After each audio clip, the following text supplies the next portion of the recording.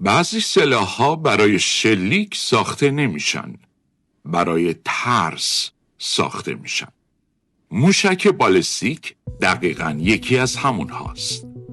داستانش از جایی شروع شد که بشر فهمید میتونه مرگ رو از آسمون بفرسته. جنگ جهانی دوم، آلمان نازی، موشکای V2، اولین باری که شهری بدون آژیر، بدون هشدار و بدون فرصت فرار زیر آتش رفت. اونجا بود که دنیا فهمید جنگ دیگه فقط روبروی هم نیست، از بالا میاد. بعد از جنگ 2 کشور این کابوس رو کامل کردن: آمریکا و اتحاد جماهیر شوروی. در جنگ سرد موشک بالستیک سلاح نبود، قانون بقا بود.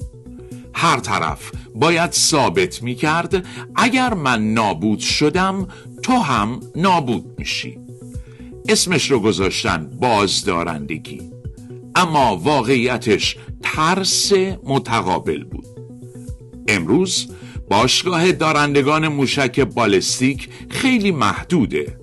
امریکا، روسیه، چین، فرانسه، بریتانیا و بعد کشورهایی که بیرون این دایره ایستادن اما قدرت رو میخوان: هند، پاکستان، کره شمالی و کشورهایی که میگن این سلاح رو برای دفاع ساختند، نه حمله. اما تاریخ چیز دیگری میگه. در جنگ ایران و عراق وقتی موشک‌ها به شهرها رسیدند دیگر جبهه‌ای وجود نداشت. اسمش شد جنگ شهرها. در جنگ خلیج فارس اسکادها نه فقط ساختمانها بلکه اعصاب دنیا رو هدف گرفتن. موشک بالستیک وقتی شلیک میشه اول اوج میگیره، بعد ناپدید میشه و ناگهان با سرعتی فراتر از صدا سقوط میکنه. در اون لحظه پدافندها فقط چند ثانیه فرصت دارن. چند ثانیه برای تشخیص، برای تصمیم، برای شلیک. و همین چند ثانیه میتونه تاریخ رو عوض کنه. خطر واقعی موشک بالستیک در انفجارش نیست، در محاسبه اشتباهه.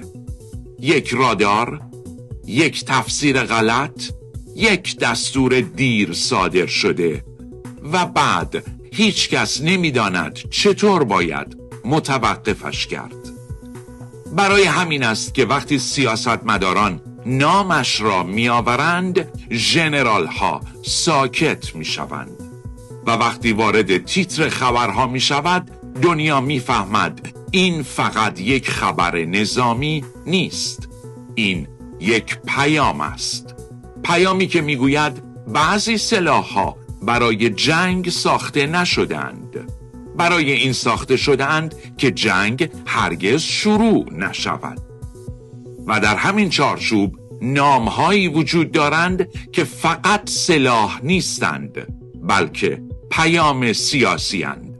نام‌هایی مثل سجیل، قدر، عماد، خیبرشکن، دزفول و خرمشهر.